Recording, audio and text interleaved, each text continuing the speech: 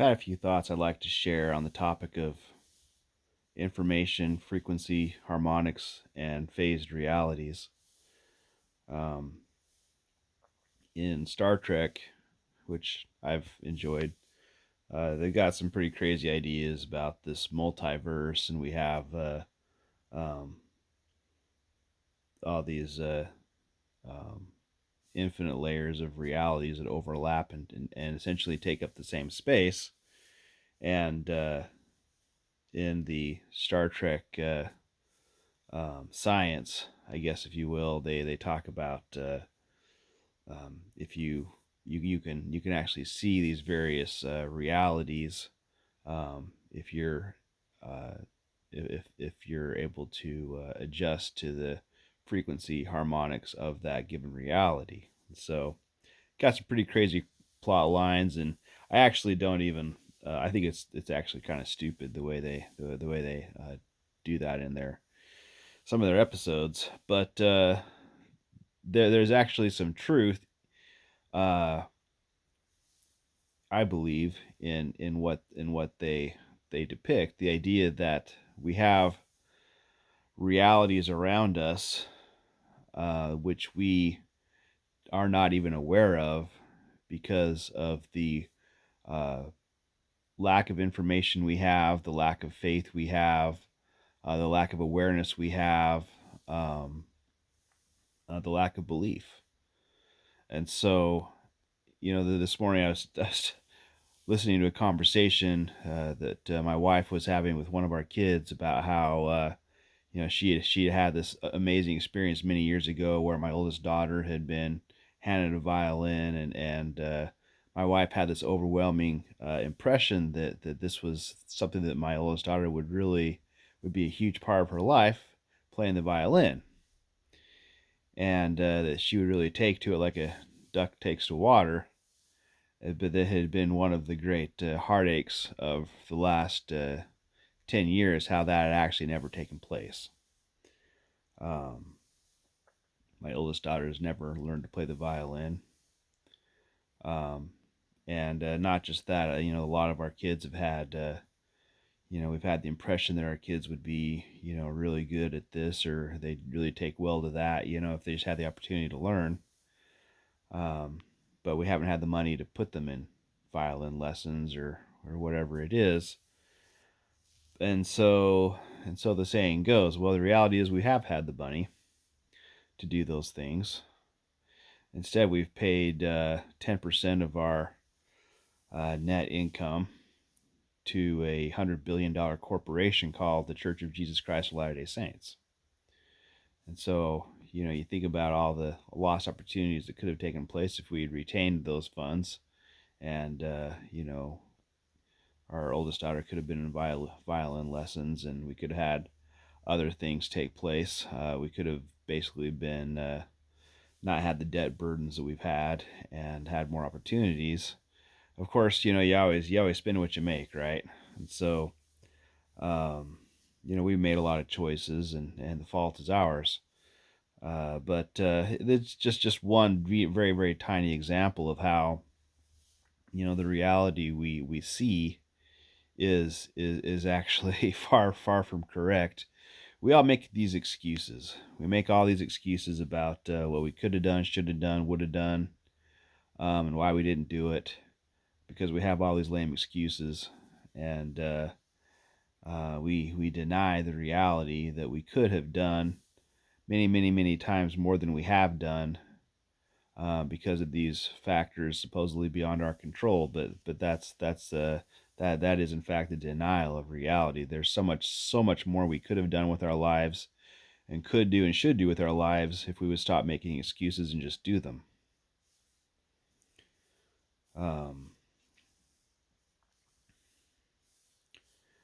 and so often we we develop in a direction which is contrary to the way of happiness. It's contrary to what the Lord would have us be and become, because we are, if you will, in bondage to this the perception we have of this false reality, which is far from the true reality.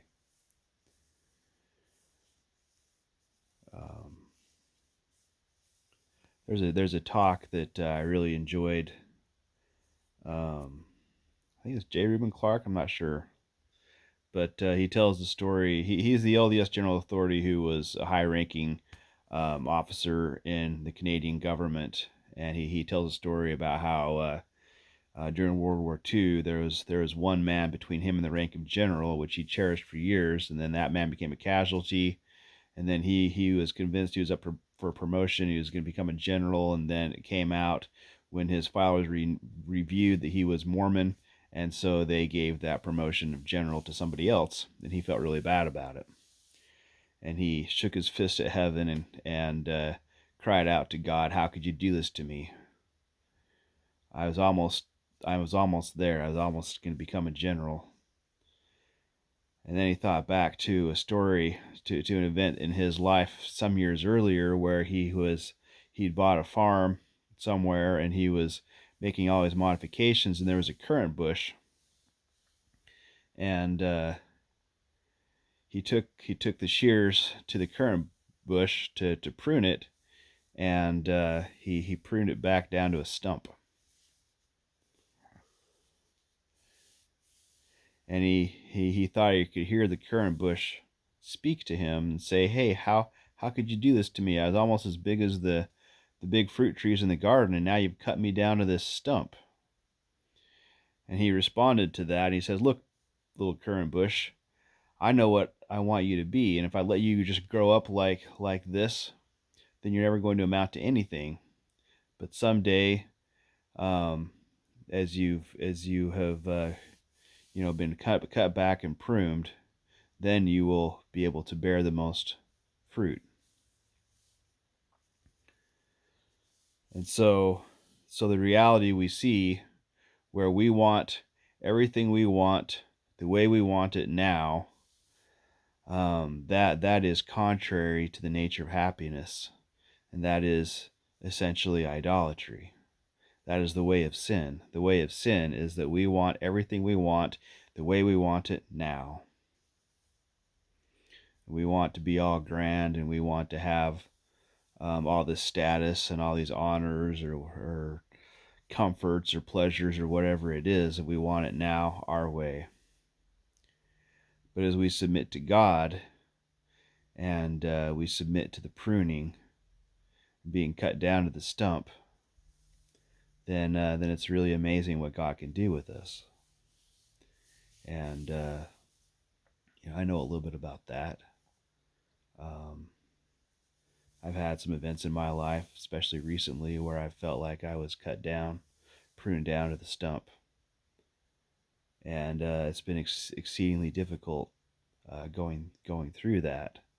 And yet I understand that's for the best. That really is for the best, and I thank my God for it. And so we have to take the pruning and ask for the pruning, and be grateful for the pruning, and take these pruning events in our lives where we're cut back down to the stump and reduced to the dust as an opportunity to start out again and to regrow ourselves after the manner of righteousness. Um, so it's a chance to rebuild our foundation and to have our foundation be Jesus Christ, and no one and nothing else but Jesus Christ.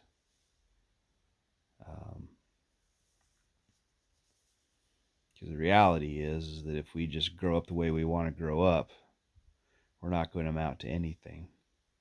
But if we'll take the pruning, if we'll take the opportunities we have to do things the Lord's way, and to humble ourselves to the dust, and learn to run the race with true faith in Christ, giving everything we have, then ultimately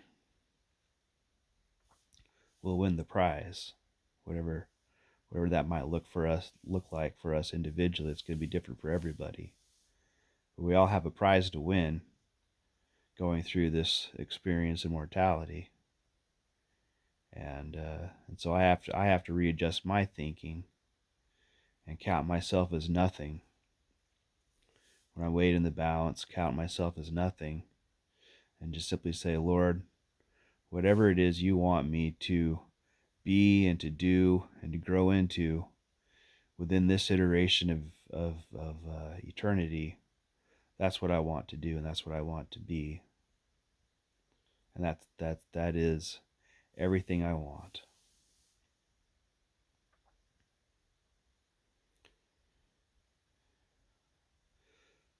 There's a Psalm 23, which I've been thinking on a lot about lately. It's frankly been Psalm 23 is the power that's kept me going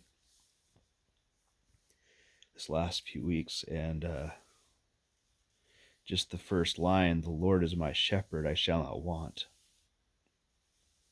has so much meaning built into it. Because when the Lord really is your shepherd, you realize that every moment of every day, He is blessing you with precisely what you need. He is blessing you with everything you need in a very, very precise way.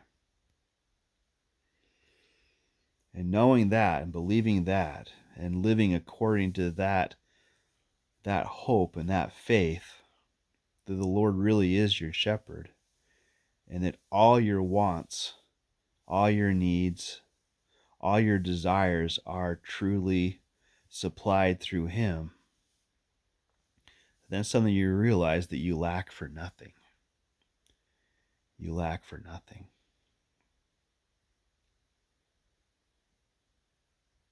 And so, what a marvelous gift that is.